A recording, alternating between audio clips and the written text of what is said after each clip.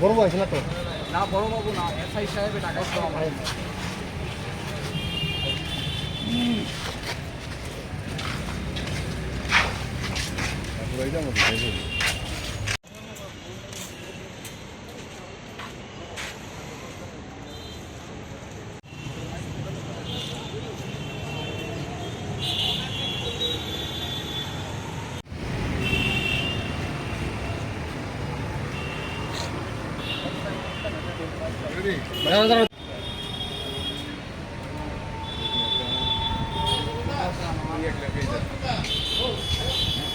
আপনারা তো সবাই জানেন যে এই যে রাজ্যের মধ্যে এই যে একটা ভাবে যে পিআরটিসি তৈরি হচ্ছে সেটার বিরুদ্ধে আমরা গত 22 তারিখে আমরা পশ্চিম থানায় আমি একটা মামলা করেছিলাম।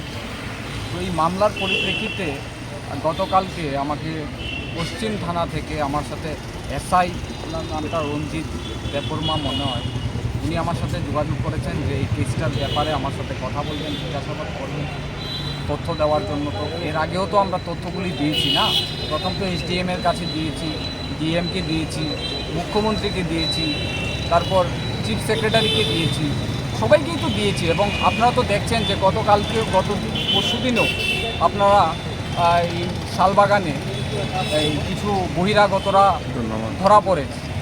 তো আমি বলতে চাই যে এইভাবে যে বহিরাগতরা আসছে এবং যারা এটা সাথে যুক্ত তাদের বিরুদ্ধে তো অ্যাকশানটা নিচ্ছে না, এবং যেই অফিস থেকে এই পিআরটিসিগুলো বানানো হচ্ছে তাদের বিরুদ্ধে তো কোনো অ্যাকশান নেই। তাদেরকে তো হায়ার অথরিটি তো তাদেরকে শোকজ করতে পারে, তাদের বিরুদ্ধে আইনি ব্যবস্থা নিতে পারে।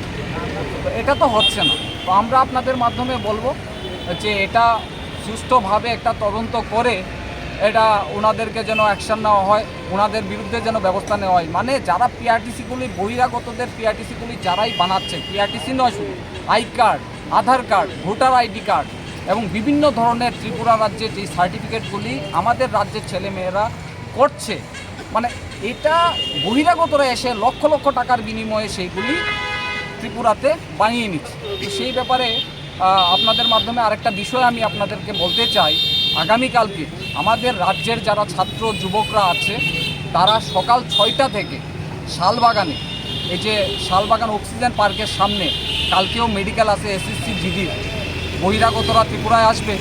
তো ওদেরকে আমরা যারা বহিরাগতরা যারা আসবে এখানে, আমাদের রাজ্যের ছেলে মেয়েরা ওনারা পাহারা দেবেন এবং পাহারা দিয়ে ওনারা ধরিয়ে দেবেন প্রশাসনকে, এবং প্রশাসনের পক্ষ থেকেও আমরা আপনাদের মাধ্যমে আহ্বান করব যে আগামীকাল যেন ওইখানে থাকে শালবাগানে। এবং আপনারা মিডিয়ারা আছেন, আপনারাও আগামীকাল সকাল 6টায় এই যে শালবাগানে যে মেডিকেল ক্যাম্প হবে, আপনারাও আহ্বান করছি আপনারাও যেন এটা রাজ্যবাসীর কাছে তুলে ধরেন, কারণ এটা আমাদের রাজ্যের সমস্যা।